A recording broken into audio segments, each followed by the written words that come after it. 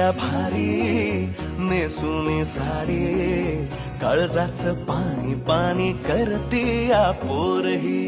आता क्यूट वाली गावरान बोली खट्याळ थोडी माझ्या काळजाची चोरही